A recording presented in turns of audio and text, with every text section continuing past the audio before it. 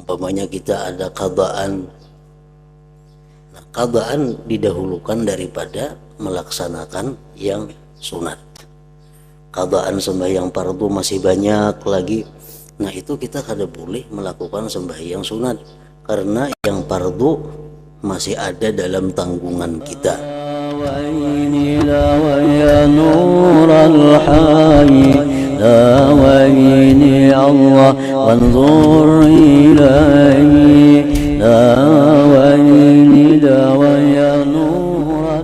Bismillahirrahmanirrahim. Alhamdulillahirabbil alamin. Wassalatu wassalam ala asyrafil anbiya wal mursalin Sayyidina Maulana Muhammadin wa ala alihi wa sahbihi ajma'in. Yang kedua, agar ibadah Anda diterima oleh Allah Subhanahu wa ta'ala. Lanjutan daripada masalah tobat. Tobat diperlukan bagi setiap orang. Yang pertama maksudnya adalah agar seseorang itu bisa rajin beribadah, karena dosa-dosa itu membelenggu seseorang daripada memperbuat ibadah. Yang kedua, tobat diperlukan agar ibadah diterima oleh Allah Subhanahu wa ta'ala. Orang yang mempunyai piutang pasti tidak mau menerima hadiah dari orang yang berhutang kepadanya. Jelasnya begini, tobat dari maksiat dan mencari keridhaan musuh orang yang pernah dizalimi merupakan keparduan yang harus dilaksanakan.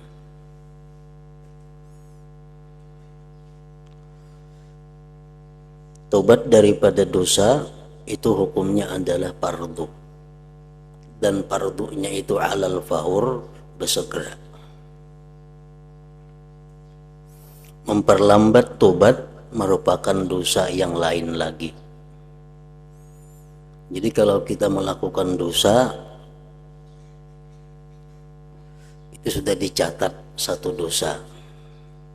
Apabila kita memperlambat tobat itu, maka ditambah lagi satu dosa, yaitu dosa israr.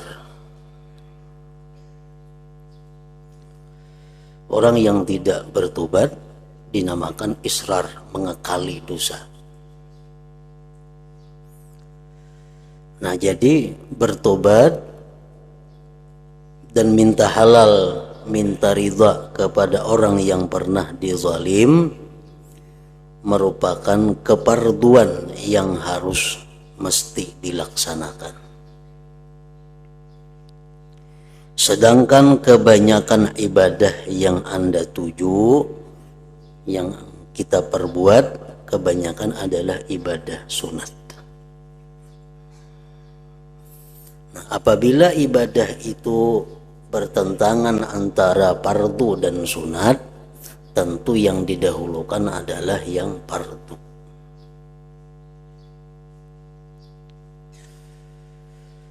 Umpamanya kita ada qadaan. Nah, qadaan didahulukan daripada melaksanakan yang sunat. Qadaan sembahyang fardu masih banyak lagi. Nah, itu kita kada boleh melakukan sembahyang sunat karena yang fardu masih ada dalam tanggungan kita.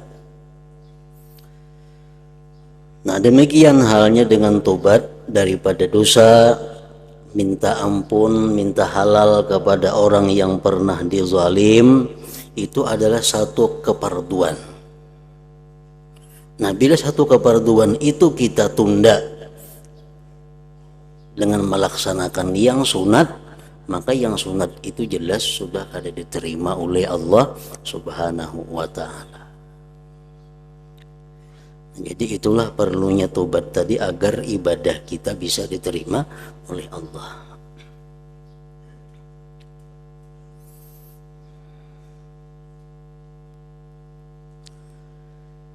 Diterimakah hadiahmu, maksudnya hadiahmu ibadah sunatmu, padahal hutangmu yang sudah masaknya membayar keparduan belum Anda lunasi? Diterimalah? Tentu tidak. Tentu tidak. Jadi orang yang banyak sembahyang qadaan fardu, inya sembahyang witir digawinya, sembahyang duha, sembahyang hajat, sembahyang nang sunat-sunat, itu jelas sudah kada diterima oleh Allah Subhanahu wa taala. Mestinya waktunya itu digunakan untuk membayar yang fardu. Maka itu juga orang yang ada hutang dosa kepada manusia, mestinya yang segera dikerjakannya itu minta ridha dulu, minta halal. Hanya inya melakukan ibadah-ibadah yang sunat.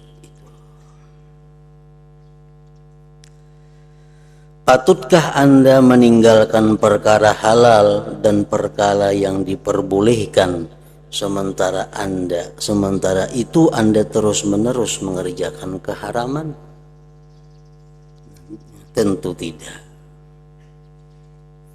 Pantaskah Anda menyampaikan pengaduan kepada Allah Ta'ala, memohon dan memujinya, sedangkan Allah murka kepada Anda lantaran dosa-dosa Anda? Tentu tidak. Artinya kita kada usah memikirkan memuji Allah, berdoa kepada Allah, kalau masih banyak hal-hal yang sebelumnya itu yang wajib kita laksanakan.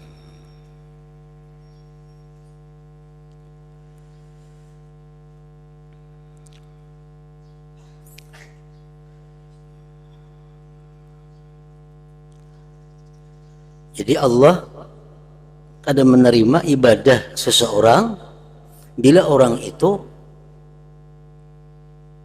berlumuran dengan dosa.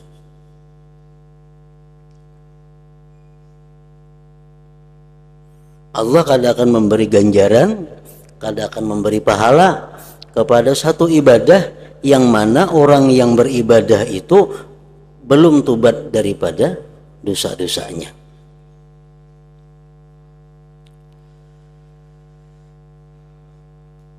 Innama yataqabbalullah minal muttaqin. Allah hanya menerima orang-orang yang takwa. Orang yang takwa tentu orang yang bersih daripada dosa. Kita mencuri, kita mengambil hak orang lain, nah kemudian kita kada tobat, kada minta ridha, sembahyang kita kada diterima Allah, belajar kita kada dinilai pahala oleh Allah, apapun ibadah kita ditolak oleh Allah. Kenapa? Karena kita meninggalkan sesuatu yang lebih perlu daripada itu. Nah, apa yang lebih perlu? Tobat dan minta halal kepada orang yang pernah kita ambil haknya itu. Sampai inya mati itu berlaku hukumannya. Nah, kita mengambil hak orang hari ini, kemudian kita kada tobat, kita kada minta halal. Padahal tobat minta halal bisa kita lakukan, tapi kita kada mau. Sembahyang aja kita, beribadah, puasa, menuntut ilmu sampai mati kada diterima Allah. Kenapa? Karena sebelumnya itu ini ada berbuat sesuatu yang membuat Allah murka kepadanya. Nah, jadi kada gampang perbuatan dosa itu. Nah, makanya tadi wajib tobat itu berdahulu daripada beribadah, karena dengan tobat ibadah kita selanjutnya diterima oleh Allah Subhanahu wa taala. Amun sudah perbuatan baik kita kada diterima Allah, catatan amal tentu kosong nang sebelah kanan, sedangkan perbuatan dosa nang lain-lain tetap jalan. Kita melakukan dosa yang lain dicatat, melakukan dosa catat lagi, melakukan ibadah kada dicatat. Jadi jelas lo timbangan amal tuh berat ke sebelah kiri. Nah, jadi itu pentingnya tobat.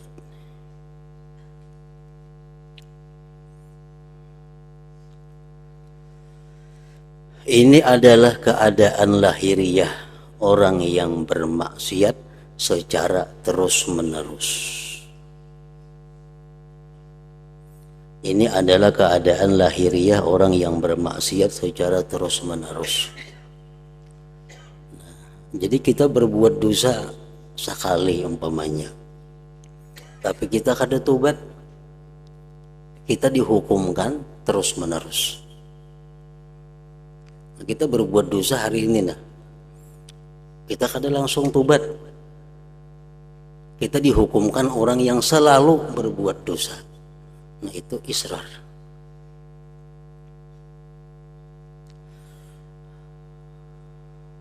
Semoga Allah memberikan pertolongan kepada kita semua dalam melakukan taat. Amin ya rabbal alamin.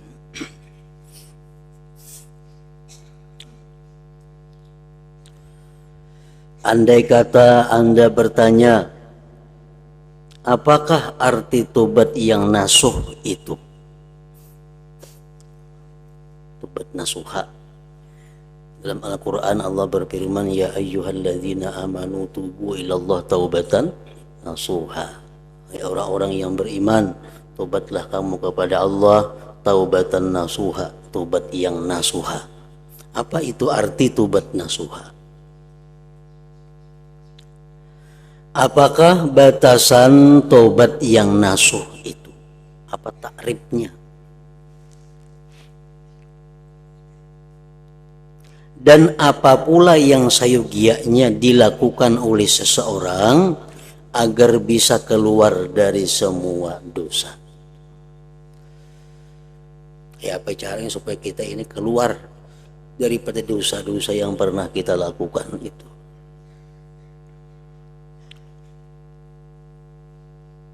Maka aku terangkan, ujar Imam Ghazali.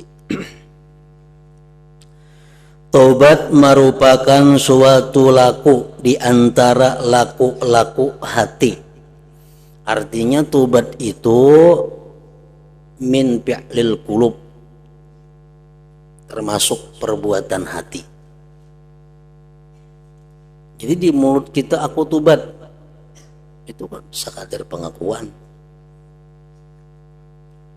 Sama kayak usalli fardhu zuhri, itu hanya sekadar membantu. Sedangkan yang ini dalam hati usalli fardhu zuhri ini tuh. Nah, sama tobat. Astaghfirullahaladzim wa atubu ilaihi, astaghfirullahaladzim wa atubu ilaihi. Aku minta ampun kepada Allah, aku tobat kepadanya. Di mulut diucapkan 100 sehari. Itu hanya sekadar pengakuan kita. Tapi nang ianya yang dinilai Allah sesungguhnya, nangaran tobat itu adalah di dalam hati. Karena tobat itu perbuatan hati. Taubat dilakukan sesudah dihasilkannya perkataan para ulama, semoga Allah meridai mereka. Artinya apa yang dimaksud dengan taubat itu? Menurut beberapa pendapat ulama disimpulkan taubat itu membersihkan hati dari dosa. Ada pendapat yang kayak itu.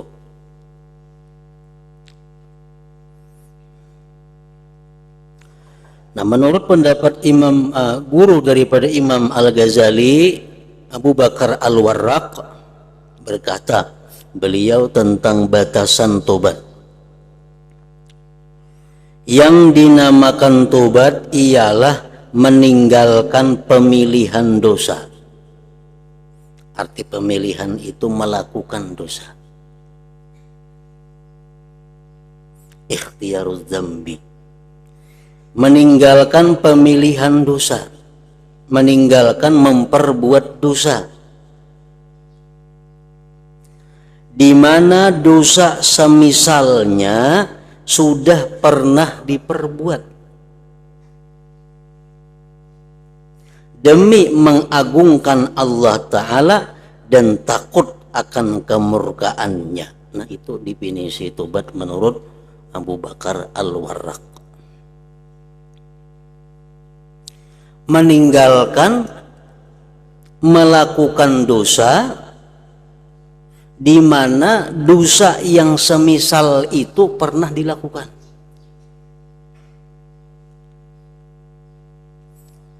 Dengan semata-mata mengagungkan dan takut kepada Allah.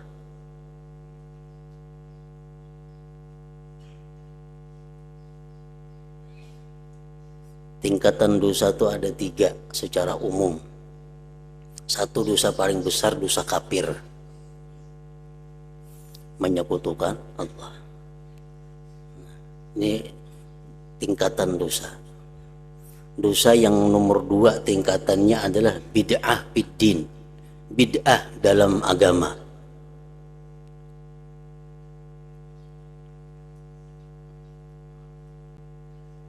Dosa yang nomor 3 tingkatannya adalah dosa-dosa lain. Dosa ghibah, berzina, riba, dan sebagainya. Nah, jadi tingkatan dosa itu ada 3 hal tadi.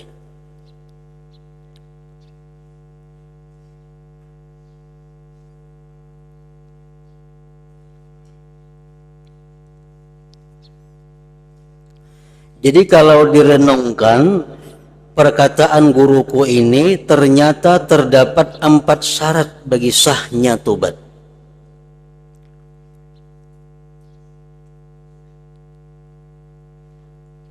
Satu, meninggalkan pemilihan dosa. Artinya meninggalkan memperbuat dosa.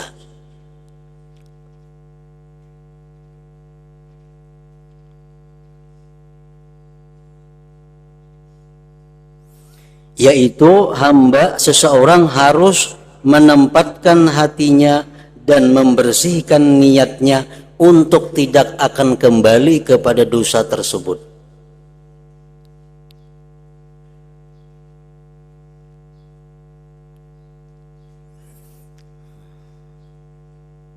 Artinya hatinya itu sudah bulat, kada akan kembali kepada dosa.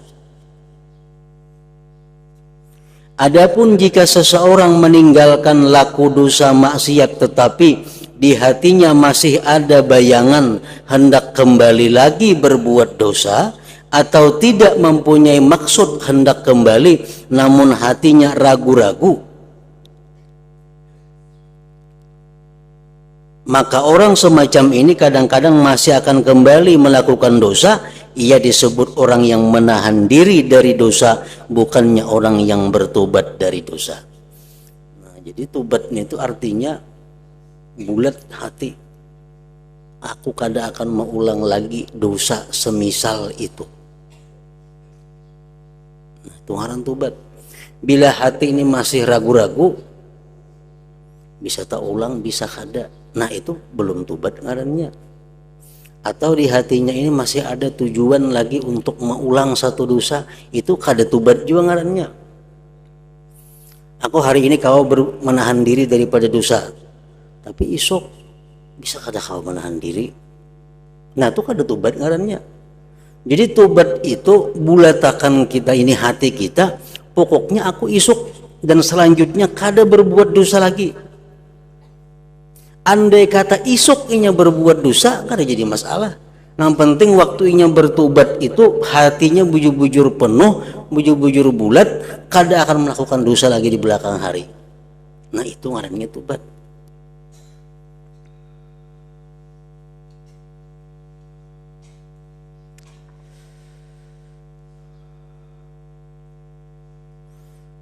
Pertama itu. Yang kedua, bertobat dari dosa semisal yang sudah pernah diperbuat. Bertobat dari dosa semisal yang sudah pernah diperbuat. Orang misalnya pernah melakukan minum arak.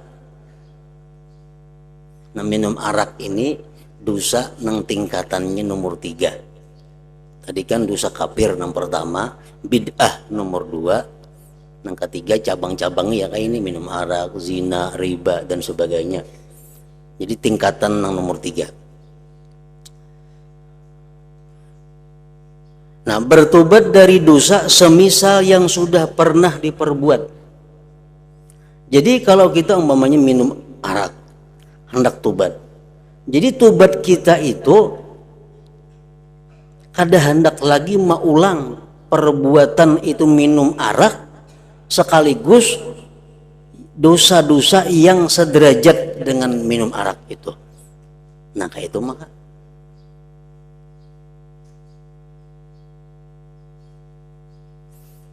jadi bukan hanya tobat itu tertentu kepada dosa yang pernah kita lakukan, kada inggir situ aja. Jadi tobat itu mesti satu, meninggalkan, berhenti. Yang kedua, berjanji kada akan mengulang lagi dosa-dosa semisal yang kuperbuat itu. Jangan hanya ditujukan kepada satu dosa yang pernah kita lakukan. Misal, aku tobat berhenti daripada minum arak. Yang kedua, aku berjanji kada akan minum arak lagi. Itu kada cukup lagi. Jadi mesti berjanji kada akan minum arak dan melakukan dosa-dosa yang sederajat dengan itu minum arak. Nah, itu.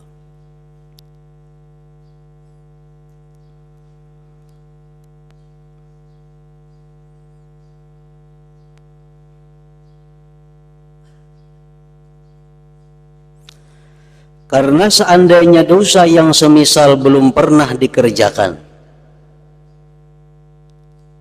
karena seandainya dosa yang semisal belum pernah dikerjakan, berarti ia adalah orang yang takut kepada Allah, orang yang takwa kepada Allah, bukan orang yang bertobat. Cobalah Anda renungkan, kalau ada orang berkata bahwa Nabi Muhammad sallallahu alaihi wasallam adalah orang yang bertobat dari kekafiran, tentu omongan seperti ini tidak benar. Sebab beliau sama sekali tidak pernah kafir. Lain halnya umpama disebutkan bahwa Sayyidina Umar adalah orang yang bertobat dari kekafiran, maka perkataan ini benar karena beliau memang pernah kafir.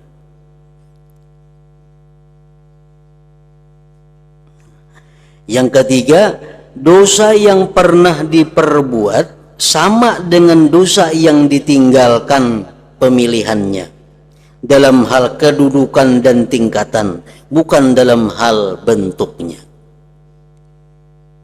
Nah, coba Anda pikirkan, orang yang telah tua renta, lagi rusak badannya, yang semasa mudanya pernah melakukan zina dan merampok,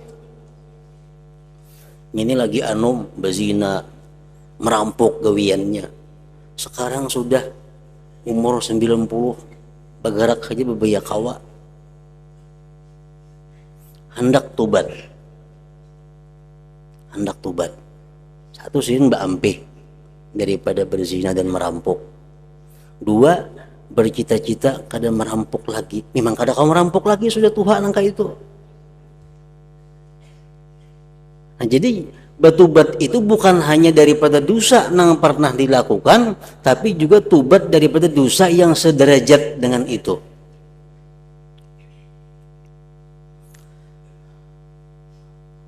Apabila hendak bertobat tentu bisa karena pintu tobat belum lagi tertutup. Namun ia tidak mungkin meninggalkan pilihan berzina atau merampok sebab sudah tua dan rusak tubuhnya.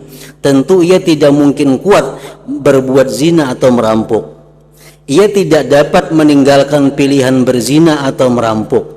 Maka tidak sah ia diberi sebutan sebagai orang yang meninggalkan dan menahan diri dari perbuatan zina atau merampok. Sementara ia memang lemah dan tidak mampu melakukannya. Meskipun begitu, ia masih dapat melakukan dosa yang sama tingkatannya dengan zina atau merampok, seperti berdusta, mendakwa orang berzina kepada orang lain, memfitnah dan menghasut. Sebab semua ini adalah tindak maksiat. Walaupun dosa itu bertingkat-tingkat dalam setiap tindak maksiat sesuai dengan kadarnya masing-masing. Hanya saja maksiat-maksiat yang disebutkan ini berada dalam kedudukan yang sama, yaitu di bawah tingkatan bid'ah. Sedangkan bid'ah berada di bawah tingkatan maksiat kufur. Karena itu orang yang sudah tua dan rusak tubuhnya tersebut, sah tobatnya dari zina dan merampok serta semua perbuatan dosa yang pernah ia kerjakan, di mana ia tidak lagi mampu berbuat semisalnya dalam bentuknya ketika ia telah rapuh. Jadi artinya bercita-cita kada akan lagi mengulang dosa yang dilakukan itu dan yang semisalnya.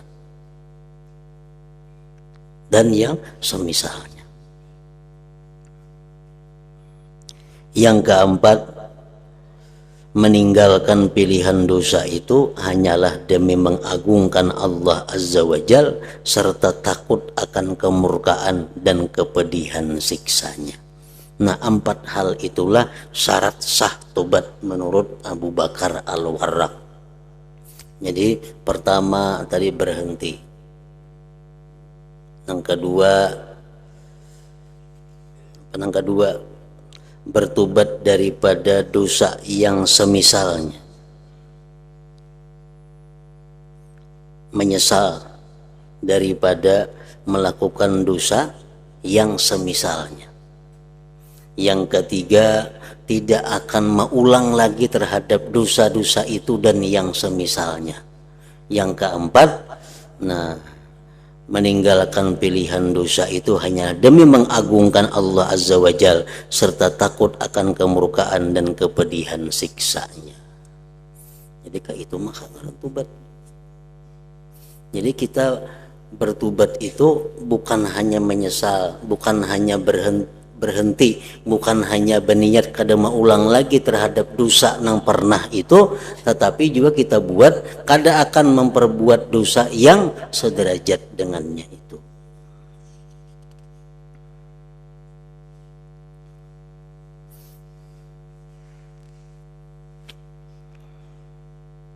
Meninggalkan pilihan dosa itu, meninggalkan perbuatan dosa itu hanyalah demi mengagungkan Allah Azza wa Jal serta takut akan kemurkaan dan kepedihan siksanya. Bukan lantaran mencintai kepentingan duniawi atau karena takut kepada manusia atau untuk mencari pujian sesama dan supaya terkenal, bukan pula buat mencari kedudukan atau karena lemah dan miskin di tengah-tengah masyarakat atau pamrih-pamrih lain. Inilah syarat-syarat dan rukun-rukun tobat. Apabila 4 syarat ini ada dan sempurna, maka itulah tobat sejati dan benar atau tobat nasuha ngaran.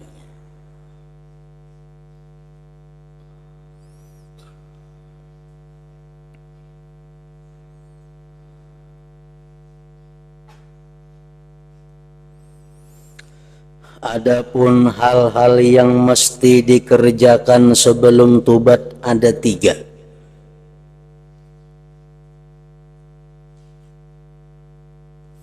Jadi tobat itu ada mukaddimahnya,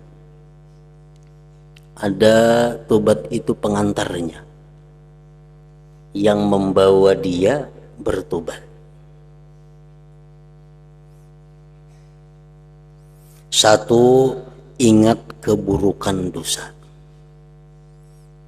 Ini biasanya mukaddimah inilah yang menyebabkan orang itu bertobat. Pertama, ingat keburukan dosa.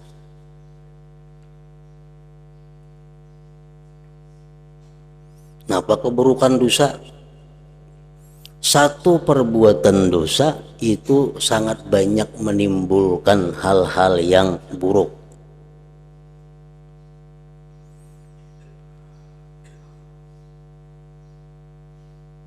Pertama, keburukan dosa itu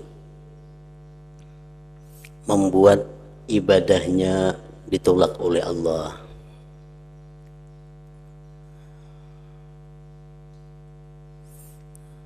Keburukan dosa, amun aku berdosa macam ini nah, Aku sembahyang kada ada nilainya, aku bersedekah kada ada nilainya di sisi Allah, aku berbakti kepada ini kepada itu kada ada harganya di sisi Allah. Ingat keburukan dosa. Yang kedua, keburukan dosa itu membuat sedihnya Rasulullah Shallallahu Alaihi Wasallam. Dengan adanya kita berbuat dosa ini, Rasulullah jadi sedih, Rasulullah jadi berduka kalau kita berbuat dosa. Yang ketiga, keburukan dosa ini mendekatkan kita kepada siksa Allah.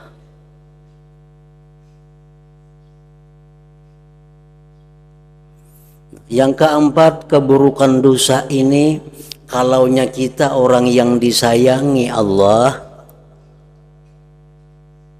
mempersempit rezeki. Orang-orang yang disayangi Allah nih, kalau ini berbuat dosa, rezekinya macet. Tapi kalau orang-orang yang kada disayangi Allah, makin berbuat dosa makin lancar rezekinya. Kenapa? Karena istidraj, lanjuran dari Allah.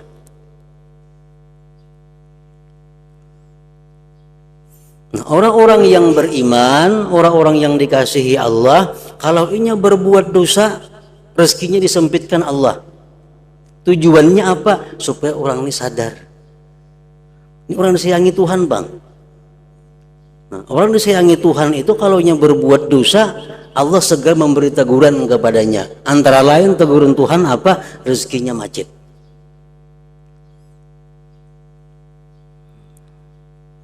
Nah, ingat keburukan dosa.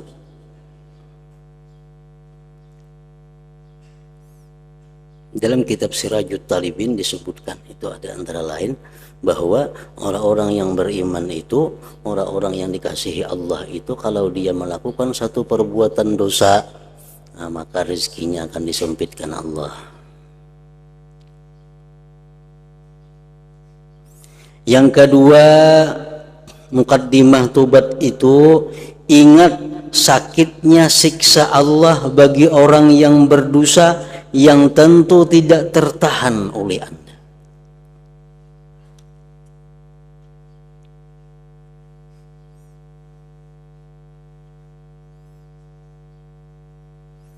Ingat sakitnya siksa Allah bagi orang yang berdosa yang tentu tidak tertahankan oleh Anda. Kalau hukuman yang diberikan oleh hukuman dunia, itu masih kada apa-apa. Orang mencuntan misalnya, dihukum penjara 5 tahun. Dalam penjara ini apa? Diberi makani, dididik, dilatih, diberi pelajaran macam-macam. Itu narapidana dalam penjara. Hukuman dunia kalau di penjara belamak awak. Amun hukuman Allah, ingat sakitnya siksa Allah bagi orang yang berdosa yang tentu tidak tertahankan oleh Anda. Yang ketiga, ingat akan kelemahan diri Anda dan sedikitnya daya upaya Anda dalam menghadapi siksa Allah itu.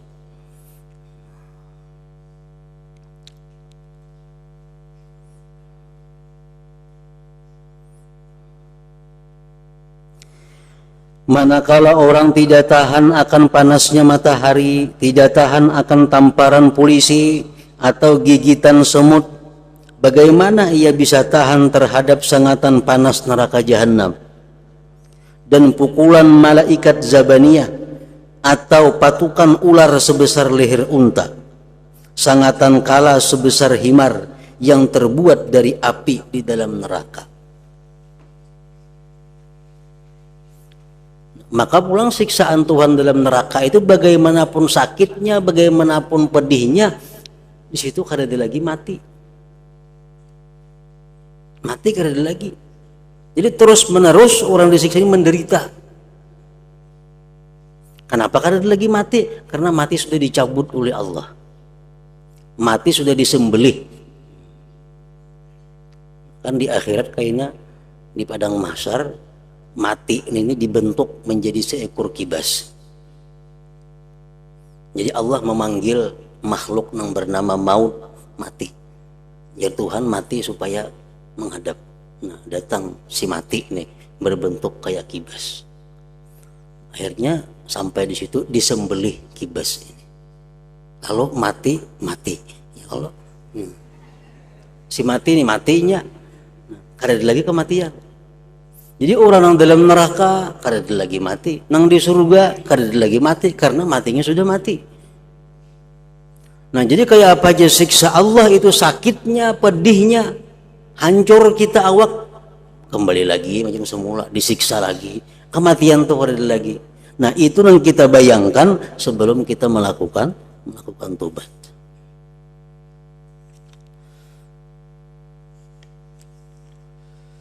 Sengatan kala sebesar himar yang terbuat dari api di dalam neraka, tempat siksa dan kerusakan. Nah, mampu kada kita? Tentu tidak akan tahan.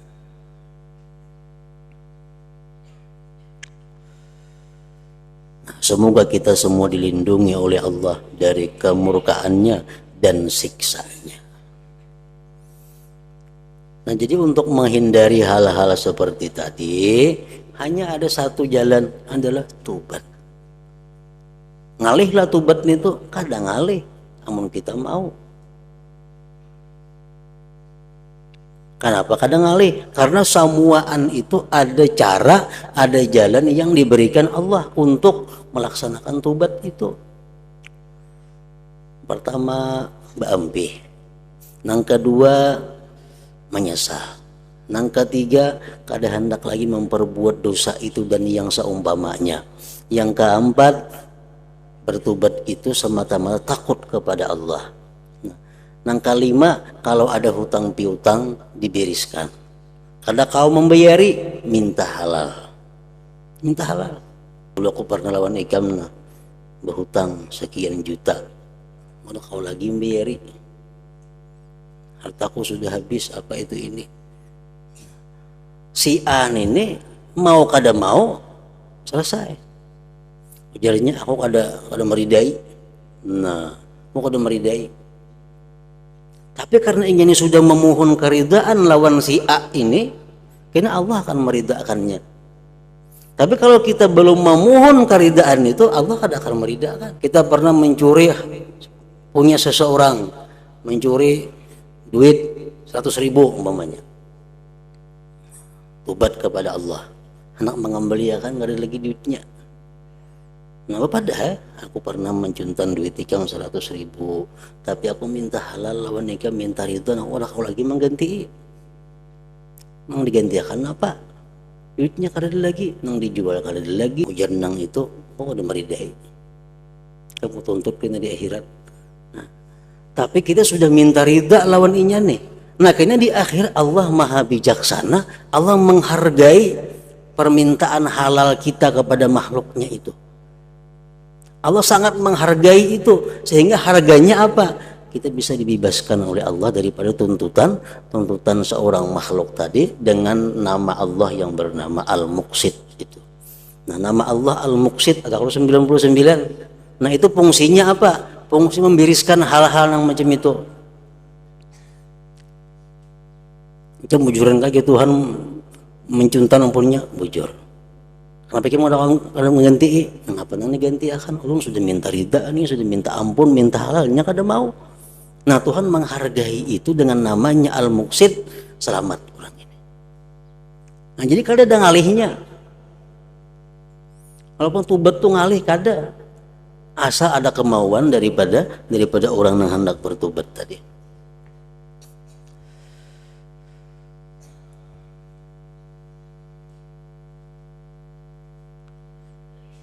Apabila Anda selalu mengingat hal ini dan senantiasa membiasakan ingat kepada siksa Allah di waktu malam dan siang, maka yang demikian pasti akan mendorong Anda untuk bertobat yang baik dan bersih dari segala dosa.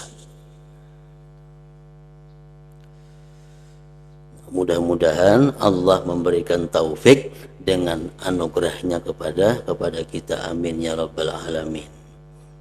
Nah, ke situ jika Anda menanyakan.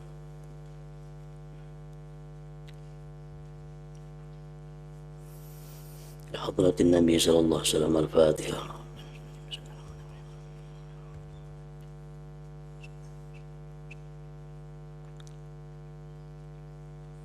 Bismillahirrahmanirrahim. Alhamdulillahi rabbil alamin. Allahumma shalli wa sallim ala sayyidina Muhammad wa alihi wa sahbihi ajma'in. Allahumma ighfir lana ma akhtana wa ma tahammadna wa ma asrarna wa ma alanna wa ma asrafna wa ma anta a'lam bihi minna. Antal muqaddim wa antal muakhir, la ilaha illa anta. Allahumma anfa'na bima 'allamtana wa 'allimna ma yanfa'una wa zidna fahman wa ilman wa amalan wa hudan wa taufiqan bi rahmatik ya arhamar rahimin. Sallallahu ala sayyidina Muhammadin wa alihi wa sahbihi wa sallam. Alhamdulillah.